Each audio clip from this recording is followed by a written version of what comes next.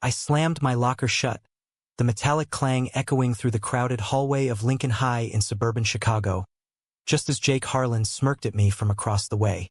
"Hey, teacher's pet," he called out, his voice dripping with that familiar sarcasm that made my blood boil. Little did I know, that taunt would be the spark that ignited a firestorm in my life, forcing me to confront secrets I'd buried deeper than my perfect GPA.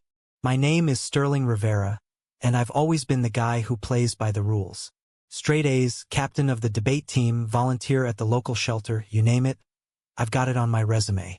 But beneath that polished exterior, there's a part of me I've kept hidden from everyone, especially in a town where being different means whispers behind your back or worse. Jake, on the other hand, was the polar opposite. Star quarterback, effortlessly popular, with a grin that could charm the stripes off a zebra. He'd been ribbing me since freshman year, calling me out for sucking up to Mr. Thompson in AP English. I hated it, but I ignored it, focusing on my plan to escape to college and finally live authentically. That all changed one rainy afternoon in senior year. I was in the library, buried in notes for the upcoming midterms, when Jake sauntered in, his football jacket slung over one shoulder. He scanned the room, his eyes landing on me, and instead of the usual sneer, there was something else, desperation. He approached my table hesitantly, like a lion unsure if it was entering a trap. "Hey, Rivera," he muttered, dropping into the chair opposite me without invitation. I need your help." I blinked, sure I'd misheard. Jake Harlan, the guy who'd made my high school life a low-key hell, was asking for my help? With what? I asked, keeping my tone neutral. "Studying. I'm flunking calc, and if I don't pass, coach benches me for the season. You're the smartest guy here. Everyone knows it." His words hung in the air, laced with vulnerability I'd never seen from him. I could have said no, walked away from years of teasing, but something in his eyes, a flicker of fear, made me pause. "Fine," I said finally, "but you owe me." Little did I know, that agreement would unravel both our worlds. We started meeting after school in the empty math wing, poring over derivatives and integrals. At first it was awkward. Jake's jokes fell flat, and I'd snap back with sarcasm. But as the sessions went on, layers peeled away. I learned his bravado masked a home life in chaos. His dad, a former Marine, pushed him relentlessly toward football scholarships, dismissing academics as nerd stuff. Jake confessed he envied my focus, how I seemed to have it all together. "You make it look easy," he said one evening as we packed up.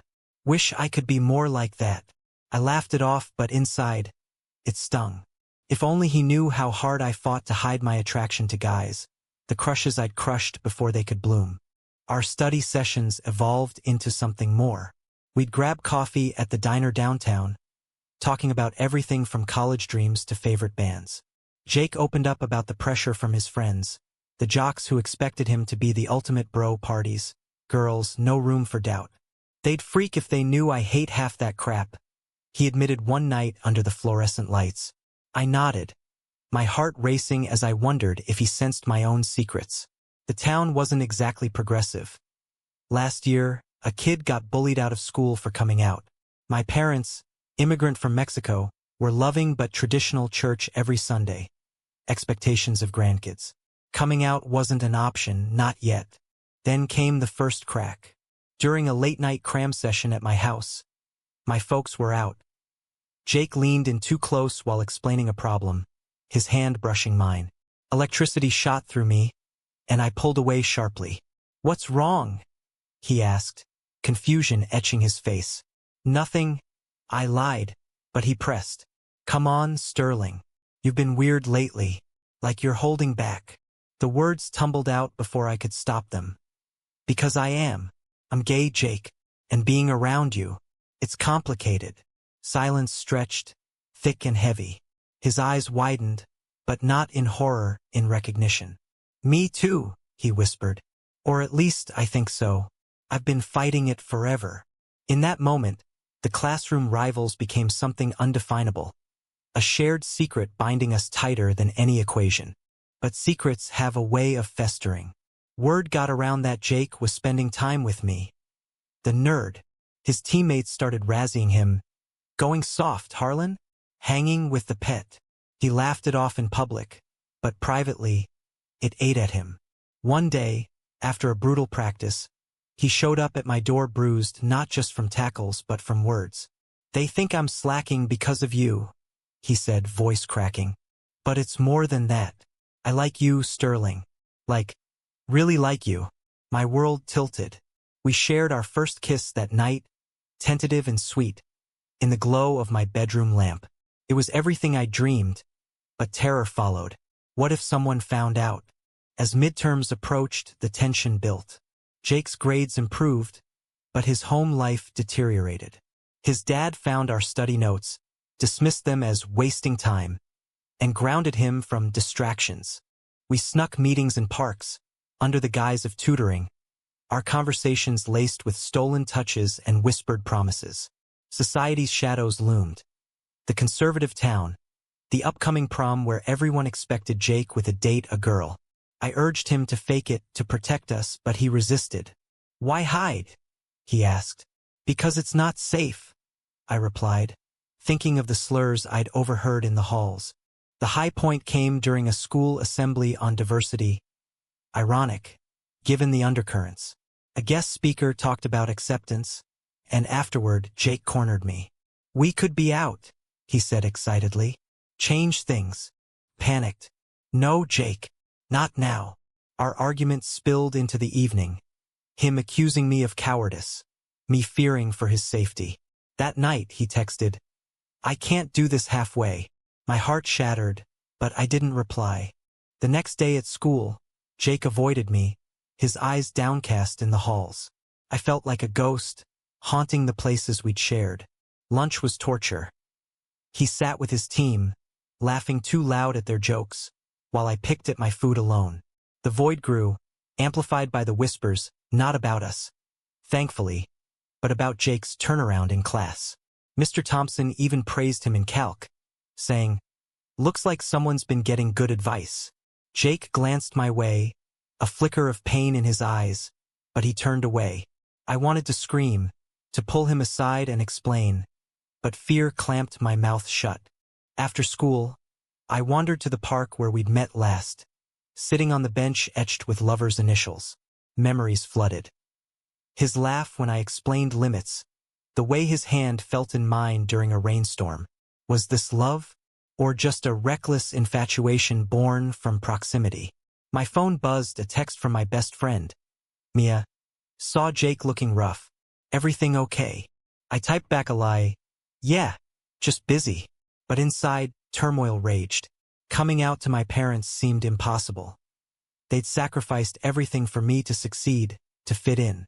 How could I shatter that? Jake's silence stretched into days, then a week. I threw myself into applications for colleges far away. NYU, Berkeley, places where I could reinvent myself. But every essay felt hollow without him in the picture. One evening, as I studied alone, my mom noticed. "You seem sad, Mijo. Is it a girl?" Her innocent question pierced me. "No, Mom. Just school stress." She hugged me, and I fought tears, wondering if she'd still love me if she knew. The breaking point came at the homecoming game. Jake led the team to victory, the crowd chanting his name. From the bleachers, I watched him, pride mixing with ache. After, in the parking lot, he approached me, helmet under arm. "We need to talk," he said, voice low. We drove to the lake, the city lights twinkling across the water. "I miss you," he admitted. "But hiding sucks." I nodded. "I know. But my family. The town." He took my hand. "We don't have to tell everyone. Just be us for now."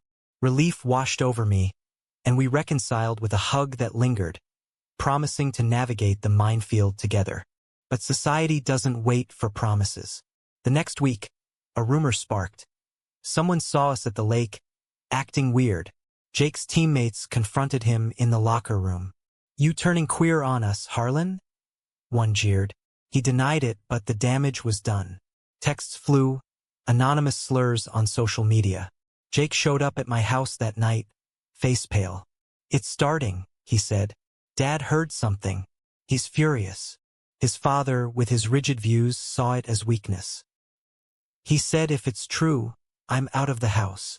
My stomach dropped. We debated options, deny, deflect, but the truth clawed at us. I confided in Mia, swearing her to secrecy. You too? That's adorable, she said, but sobered at the risks. Be careful. This town eats its own. Her words echoed as we planned.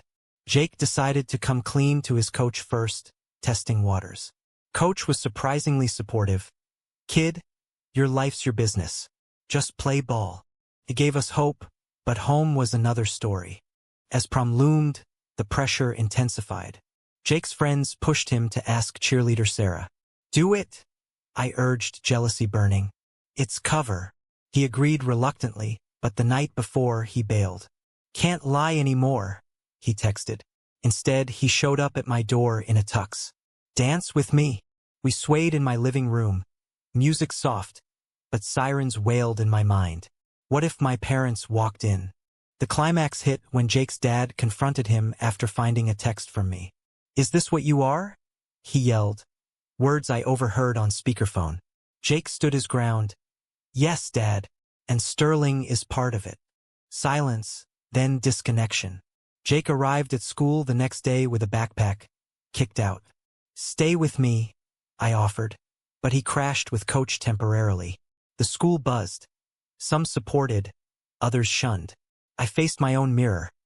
Tell my parents or lose him. That evening, I sat them down. Mom, Dad, I'm gay, and I'm with Jake. Tears flowed, shock, questions, but ultimately hugs. We love you, Mom said. Always. It wasn't perfect. Dad needed time, but it was a start. Jake's situation was grimmer. His dad cut ties, forcing him to rethink college on scholarships alone. With the truth out in fragments, our relationship shifted into overdrive. We walked halls hand in hand some days, defying stares. Support came from unexpected places. The debate team rallied around me. Mia organized a subtle ally group. But opposition mounted. Jake lost friends. One teammate quit speaking to him, calling him distraction. Anonymous notes in lockers. Fags out. The principal called us in, preaching tolerance but warning of disruptions. It felt like walking a tightrope over flames. Jake's grades held steady, thanks to our continued sessions, but his focus waned under stress. What if I lose the scholarship? He worried. I reassured him, but doubt crept in. My own application soared. Acceptances rolled in, including a full ride to Columbia. Come with me, I begged. New York could be our fresh start. He hesitated, tied to local options for football. The divide grew. My escape plan versus his rooted reality. A town hall meeting on school policies amplified the drama. Parents debated protecting kids from influences. Code for us. Jake's dad showed up, spewing vitriol. This lifestyle ruins families. Jake stood, voice steady. It's not a lifestyle, Dad. It's who I am. The room erupted. Some applauded, others booed. I gripped his hand under the table, pride swelling amid fear. Media picked it up, local news ran a story. High school romance sparks debate. Suddenly, we were symbols, not just teens in love. The backlash hit hard. Vandalism on Jake's car. Slurs spray-painted. My parents fielded calls from relatives, questioning their parenting. How could you let this happen? An aunt asked. Mom defended. He's our son. But the strain showed. Family dinners tensed. Jake moved in with us temporarily, his presence a bomb and a bomb. We shared quiet nights, talking futures, but arguments flared. You want to run away, he accused. I want to fight here, I countered. Fighting could destroy us. Midterms passed. Jake aced calc, crediting me publicly in class. Thanks to Sterling, he said, winking. Cheers from some, eye rolls from others. It was a small victory, but the war raged. A petition circulated to ban PDA in school, targeting us. We fought back, gathering signatures for inclusivity. The school board meeting was electric. Testimonies from allies, attacks from foes. Jake spoke eloquently. Love isn't a threat. We won a partial victory. No ban, but monitored behavior. Personal toll mounted. Jake's mental health dipped. Nights of insomnia, doubts about his identity. Was it worth it? He asked in the dark. I held him. You are. But I questioned too. Had my caution prolonged our pain? Society's judgments seeped in, making every touch feel defiant. Then, a turning point. Jake's mom, separated from his dad, reached out. I support you, she said tearfully. It mended a piece of him. Encouraged, he applied to colleges near mine, dreaming of a shared life. Prom arrived. We went together, suits sharp, amid mixed reactions. We danced under lights, a statement in motion. This is us, Jake whispered. But euphoria faded with graduation nearing. Jake's dad sued for custody of assets, petty revenge. Legal stress piled on. I helped with paperwork, our bond strengthening through adversity. Friends like Mia hosted a pride party, small but affirming. As caps flew at ceremony, we embraced on stage a bold move. Cheers drowned booze. Post-grad, summer brought reflection. Jake worked odd jobs. I interned. We planned moves, him to a community college, transferring later. College loomed. But first, summer's heatwave mirrored our intensifying emotions. We road-tripped to Lake Michigan, escaping scrutiny. On sandy shores we talked deep. Past crushes, fears of betrayal. You were my first real one, Jake confessed. Even when I teased you, I laughed. Karma's a bitch. Those days were golden, free from town's grip. But reality intruded via calls. Jake's dad disowned him fully, cutting financial ties. I'll make it without him, Jake vowed, but hurt lingered. My family adjusted slowly. Dad joined a support group for parents, emerging more accepting. I'm proud, he said one dinner, toasting us. Healed wounds I didn't know gaped. But external conflicts persisted. A local church protested moral decay, naming our story indirectly. Online trolls targeted us, we deactivated accounts. Why us? Jake raged.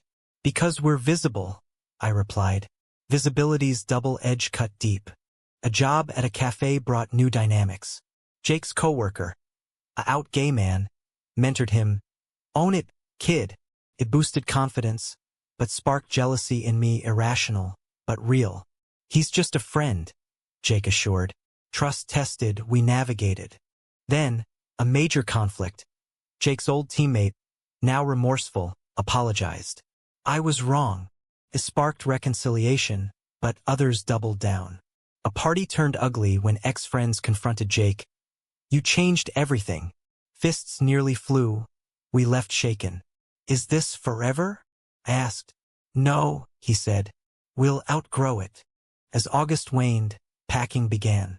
I for Columbia, Jake for local CC with transfer plans. Distance loomed as a new foe. We'll visit, we promised, but doubt whispered.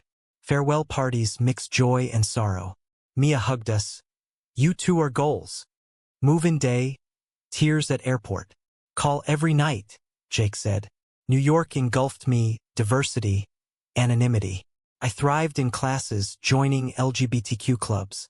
Jake struggled initially, homesick, but found community. Video calls bridged gaps, sharing stories. But separation bred issues. Jake partied more, testing boundaries.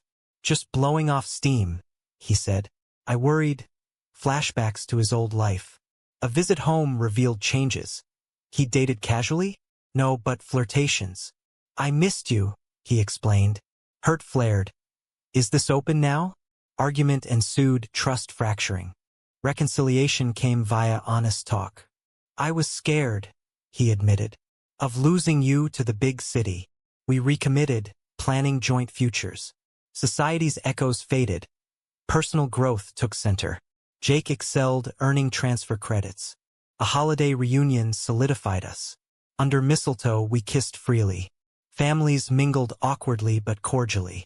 Jake's mom hosted, his dad absent. Progress. Sophomore year brought stability. Jake transferred to a school near mine, sharing a tiny apartment. City life suited us, parades, friends without judgment. But past scars surfaced in quiet moments. Therapy helped. We attended together, unpacking traumas. That town shaped us, Jake reflected, but didn't break us. Careers beckoned, me in journalism, him coaching youth football, promoting inclusivity. We advocated subtly, speaking at events. Our story inspired some, irked others. A viral article about us sparked debate. Heroes or hype? Comments ranged from support to hate. Ignore, I said, but it stirred old fears. A family crisis tested bonds. My abuela fell ill, prompting a visit home. Town hadn't changed much. Stares followed. Jake's dad approached at the hospital. Gruff. Heard you're doing well. Tentative truce. Missed you, Dad admitted later. Healing began. Our relationship deepened, weathering minor storms, work stress, differing views on marriage. Someday, Jake mused, we adopted a dog, symbolizing commitment. Friends envied our resilience. Years blurred. Graduations, jobs, a move to Chicago, ironically. We built a life out and proud. But reflections on origins lingered. The taunt that started it all. Looking back, from rivals to partners, society's hurdles forged us stronger. Yet questions remain. Is it ethical to hide one's identity to protect loved ones? Or does authenticity always trump safety?